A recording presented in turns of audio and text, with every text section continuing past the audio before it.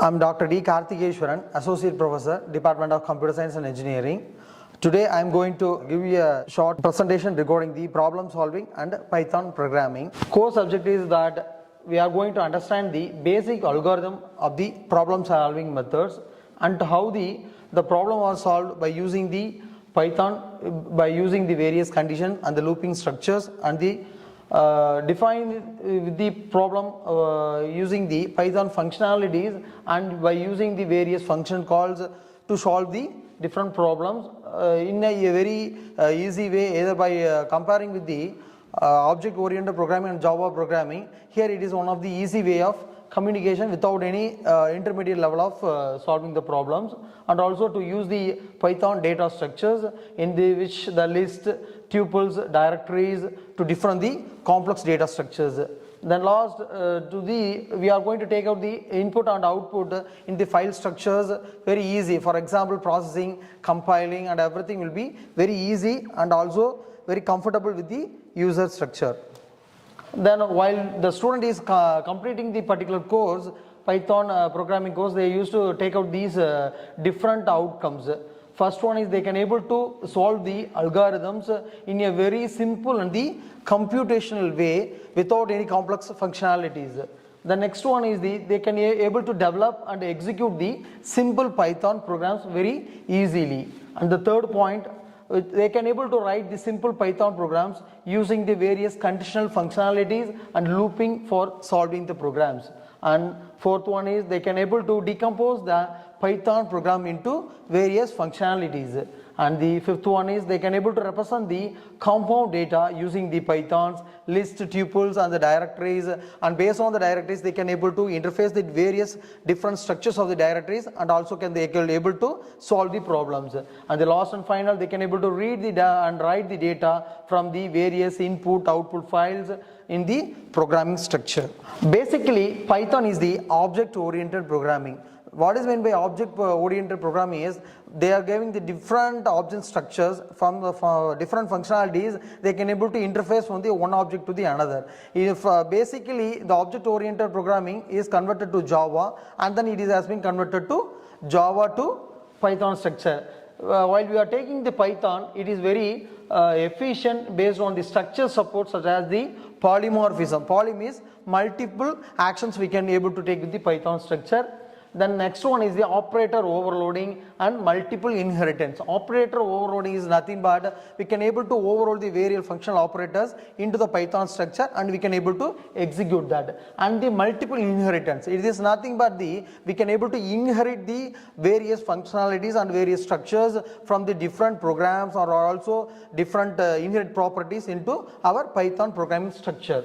Then basically Python programming is the open source code. We can able to download the Python structure and install the Python freely and easy way.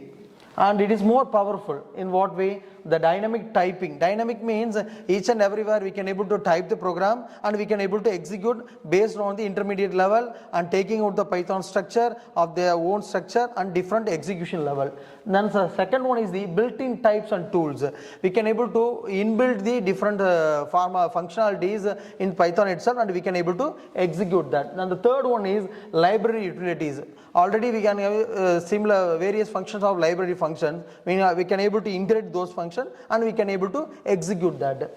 And then the third one is the third party utilities such as numeric, number fixer and SCI Python structures we can able to inherit and we can use it. Last one is the automatic memory management. It is one of the most advancement level that Python can able to store the data and in the various different management level, and it can easily retrieve the data and it can easily save and return functions based on even every function such as files and everything can be easily taken over. And it is already I have told you that it is easy to use and learn. There is no intermediate compilation, and also it can easily compiled automatically and without an intermediate, which it is converted into the bytecode, and then interpreter can read that. And the code of Python execution is, the first one is the source code. It is for source code we are going to write the source code, and it has been translated into the bytecode and run by the Python virtual machine and then automatically compiled. But if you are needed, it can be interpreted or it can be directly executed. Source code in the form of .py Python, and it is converted into bytecode and it will be runtime. A very simple of Python installation. We are depends upon the version. We are going to select the Python structure and download the installer file and run the execution. Verify the path in which the window is going to execute the Python file, and PIP was installed, and add the path to the environmental variable. So for that, because we are taking out the different path structure for each and every program, once we are going to set the path, only then we can able to execute the Python structure. Very simple, it will be executed. This different data types has been taken for storing the data or taking out the memory base, and we can able to execute the function. First one, integer. In the integer, it can be positive or negative number. Without the decimal, it is unlimited structure can be taken. Next is the floating structure. Floating also we can take that the number will be whole number, either positive or negative. Without the here the floating structure will be taking out with the decimal structure. Next the string. String is the Python.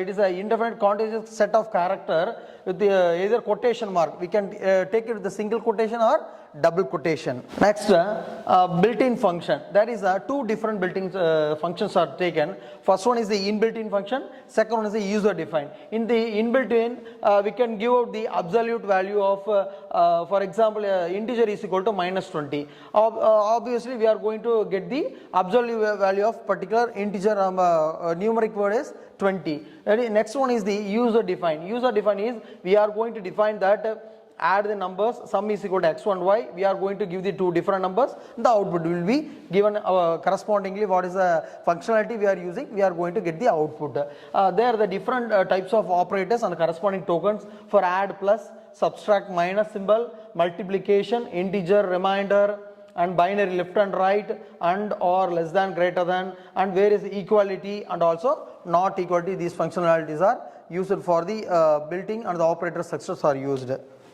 At last, this is the assignment question, basic concept of Python programming and execution of the process, and last one is the different functionalities. Thank you.